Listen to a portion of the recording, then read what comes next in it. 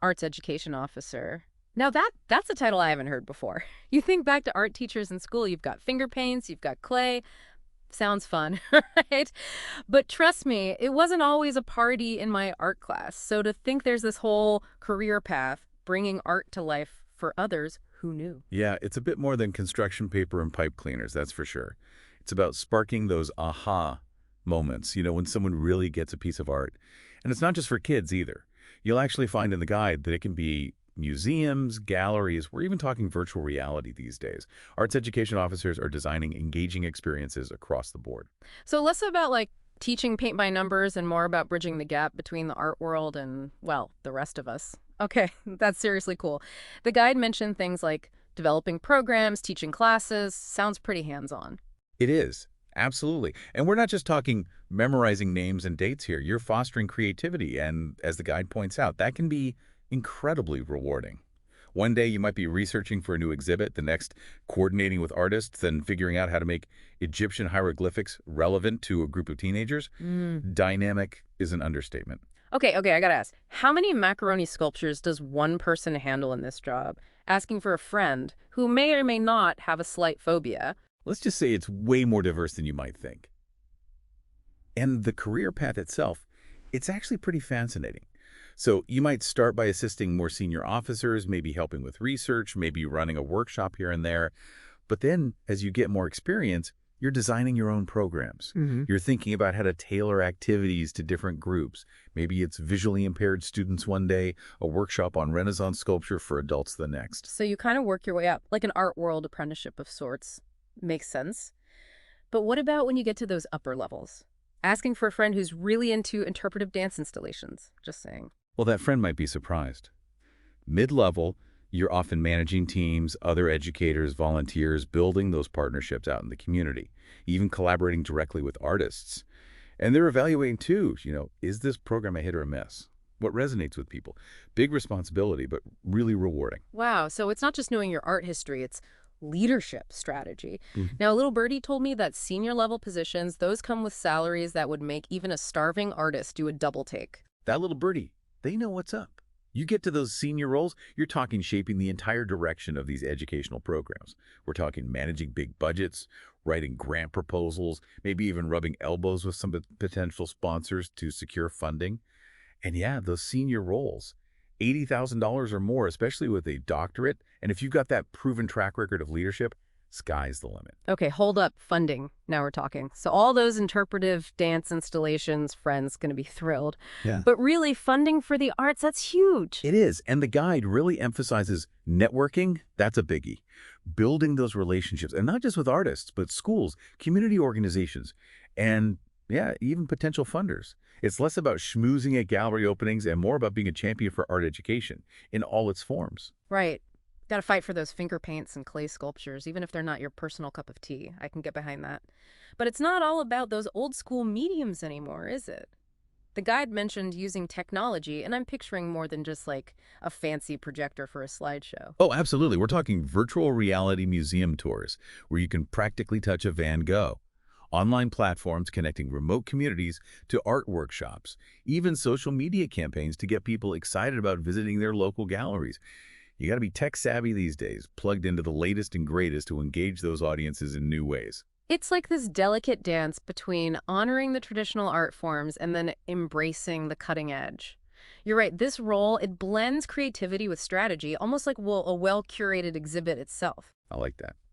And speaking of strategy, the guide also included some sample interview questions. The kind that can make or break you in this competitive field. Ooh, now you're speaking my language. Okay, let's say I'm prepping for one of these interviews. What's the question they have to nail? That's a tough one. Yeah. There are so many good ones in there. You might get asked about your experience, how you stay up to date on trends, what you think about technology and art education, all important. But if I had to pick just one, the most telling question, can you describe your experience working with diverse populations in arts education? Interesting. Why that one? It really gets at the heart of it all. It's not just about loving art yourself. It's about making those connections for other people, no matter their background, no matter their age, their abilities. It's in the guide, isn't it? Meeting people where they are, making art accessible. Exactly. It's a huge part of being an arts education officer. That's such a good point. It's less about being like an art aficionado, more about being that facilitator, Yep. Yeah. helping others discover that spark. Exactly. It really highlights the community impact, which I love. Speaking of which, were there any pros and cons in there that really stood out to you, like particularly insightful? Oh, absolutely. The guy talked about the immense satisfaction you get from this line of work. You're not just clocking in and out, you're nurturing creativity, self-expression in others. Plus, you're working with such a diverse group of people, students, teachers, artists, community leaders. There's so much room to grow, personally and professionally. Sounds incredibly fulfilling.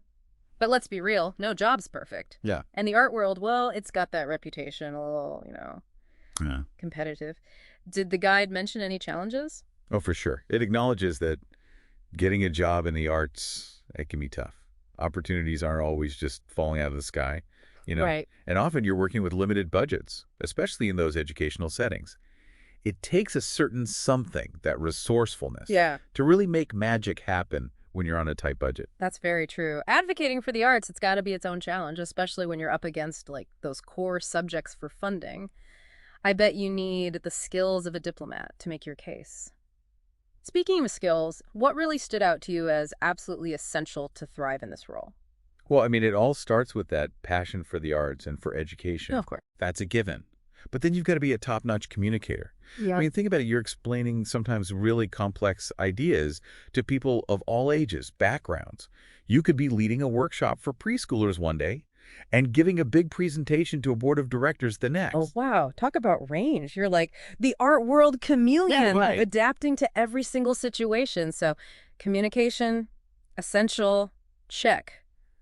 What else is in an arts education officer's toolbox? Well, creativity. I mean, that goes without saying. Of course, of course. But the guide really emphasizes how important it is to create these innovative, interactive learning experiences. You can't just rely on dry lectures and expect everyone to be like on the edge of their seats. You've got to be able to think outside the box, come up with those fresh ideas, make it relevant. You're like the Willy Wonka of the art world, Enrich. creating these experiences that surprise and delight. I like it. But let's say you're just starting out, you're dreaming of becoming, the next great art world innovator. What kind of qualifications do you actually need to get your foot in the door? Are we talking a traditional art degree, something a little more unexpected? It really depends. Every position's different, every organization. You'll see in the guide that most entry-level roles, they'll want at least a bachelor's degree. Could be in art education, arts management, sometimes even something broader like education or just straight fine arts. I think the key is that solid foundation in both the creative side and the teaching side. Right, so you got to know your brush strokes, but also how to inspire others to find their own style. Now, let's say you've got the degree, you've got the passion, you're ready to dive headfirst into this world. What kind of experience would give someone a leg up? Is it all about those museum internships? Internships are great, don't get me wrong, but they're not the be-all and end-all. The guide really highlighted anything that shows you can develop and, more importantly, deliver engaging programs, manage events, just work effectively within that kind of cultural institution. So even organizing a community art fair or volunteering at like your local historical society, that could be valuable. I like that. It's not just the resume, it's the passion. It really is. That initiative. Yeah, and if you're serious about those higher level positions, the ones with all the perks we talked about, The big bucks. a master's degree, or even a doctorate in arts education, that's definitely something to consider. Like leveling up your skills. Exactly. Love it. Okay, let's get down to brass tacks for a sec. What kind of advice does the guide give for aspiring arts education officers, those just starting out? How do you break into this field? They had some great tips, actually. Volunteering, interning at those cultural organizations like museums, galleries, even schools. That's huge. Yeah. Practical experience, you're learning from the pros. You're starting to build your network. Can't beat that. Classic, but it works. Nothing like learning firsthand, right from the source. What about for those who are already working as arts education officers, but maybe they're looking to, level up? Any secrets to success from those at the top? Oh, definitely. The biggest one. Never stop learning.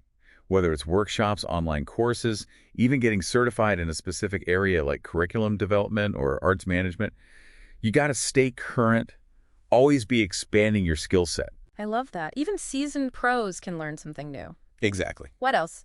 Anything else that helps people stand out? A strong portfolio. It's Yeah. like your artistic highlight reel, right? Yeah, I like that. Showcase your accomplishments, create a website, get some testimonials from people, show off those successes. It's not bragging if you've got it. Exactly. Let that passion shine through. I love that. A visual representation of the impact you've had. Yeah. That's powerful. And of course, we can't forget networking. Oh, absolutely not. It's not always what you know, it's who you know, right? 100%. Especially in the art world. Industry events, conferences, exhibitions, those are gold mines. Join those professional organizations. That's where you're meeting mentors, collaborators, maybe even your next boss. It's like your own little black book, but for the art world. Exactly. This whole deep dive has been so eye-opening. I had no idea the world of arts education was so, I don't know, multifaceted. It really is. It's this fascinating blend of creativity, and then you've got the education piece and that whole community engagement aspect. It's really something. It really is. And it makes you think about, like, the role of art outside of those traditional spaces, you know? Absolutely. Beyond museums, beyond galleries. Well, we've covered a ton of ground here today. Responsibilities, salary expectations, interview tips, even how to really make this a lifelong career.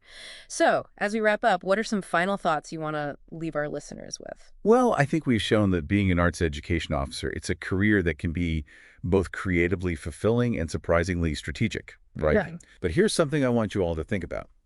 What role does art play in your community? And how could you be a part of making it even more vibrant, more accessible? Maybe as an arts education officer, maybe just as someone who advocates for the arts. That is a fantastic question to end on. It's a great reminder that art isn't just something we observe, it's something we participate in, that we shape both individually and as a community. Thanks for taking this deep dive with us.